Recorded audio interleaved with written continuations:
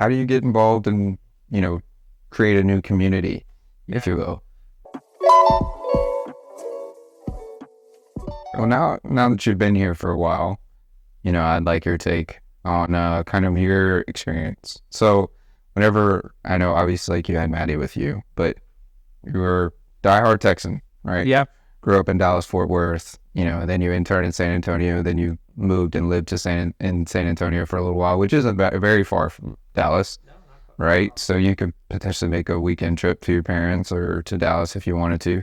Then you moved to New Orleans. Yep. Right? But you were busy with work, and I don't know if you had much of an opportunity to really get meshed in with the community and then with the environment. Decent enough. I had a lot of work, but we lived in a really walkable part of town, so we got to see a lot of it. But yeah, Charlotte. Yeah. Yeah. And so now you moved to Charlotte, right? So you don't really know anybody here, and now you've, of course, the people that you originally worked with, they're from here or whatever, but now you're kind of transitioning into, a new workplace.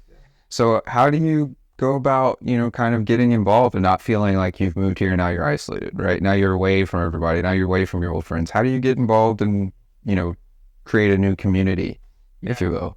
Well, I think you look to your passions and you're trying to find communities of people that share those passions. So for us, our faith is important to us, and finding a faith community that aligns with our beliefs was really important to us, and we found one. And good thing is that community does a really good job of also trying to connect the people in the community. So we're part of a young adults group within our church community that they gets together on a monthly basis, and we've also made some closer friends within that group that we want to hang out one-on-one with, which is just fun. And so that's one way that we've immersed ourselves, and then also just remembering to get out of the house.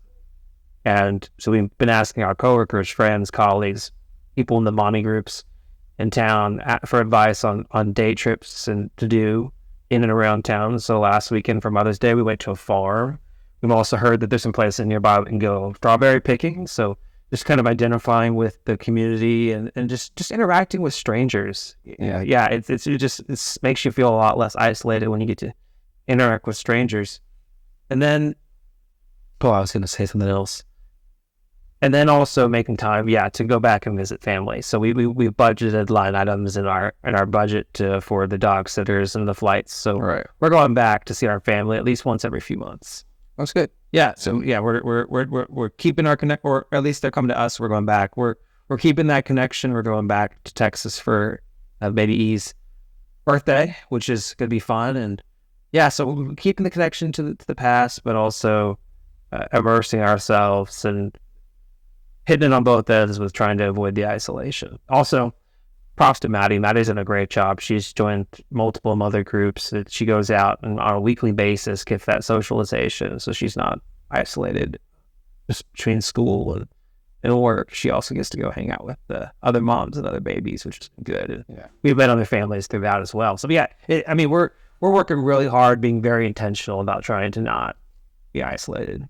Yeah, which I think nowadays is a little challenging, right? Yeah. Because first, there's so many avenues that you can use just to kind of plug back in with people that are far away, which, is good, right? But at the same time, it's like, okay, it keeps kind of pulling you back. But I think, engineers are kind of naturally introverted a lot of times. And so sometimes it's hard for you to, go try a new gym, go try a new church. Yeah. And have to sit there with people that you don't know. Yeah. And all of them, of course, they're all going to be very friendly and welcoming. But sometimes it's just a little nerve-wracking. So it's kind of like, how's the best way to do that? Yeah.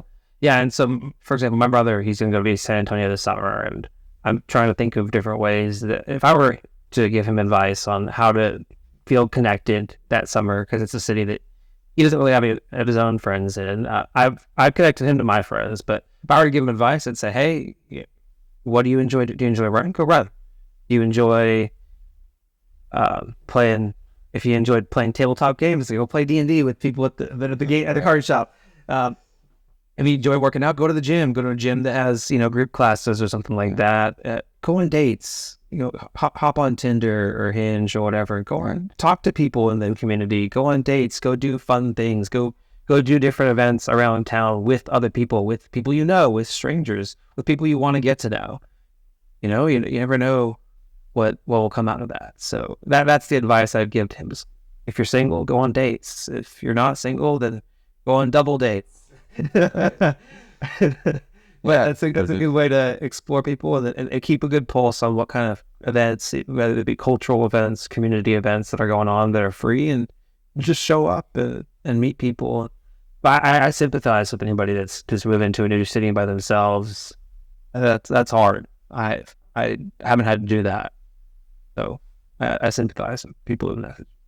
Yeah, it is a little bit difficult, I know, because yeah, I did, but you just kind of got to get plugged in, I guess, right? So, but find those things that you're interested in, because a lot of times if you are doing things that you're interested in, right? So say you're a big football fan, a lot of football fans will probably have other similarities or other interests that you also share with them. Maybe they're active, maybe they come from an athletic background. Okay, so maybe they're either in the gym or they like to hike, and then, you meet their friends, and then their friends do all these things, and then you can go out and be social, right? So just taking that step and going out and being adventurous. Yeah, and that's something that just comes along with taking that new job and having a plan in a way that a lot of people have to move for these new jobs, and having a plan in a way to get yourself comfortable with dealing with that aspect of the change will then help make those other parts of the transition easier for you as well. So it's a good thing to think about, and I appreciate you asking about it. Of course. I'm miscommunicating. I just made a pilot, then they threw me on the stations. Now I'm not complaining.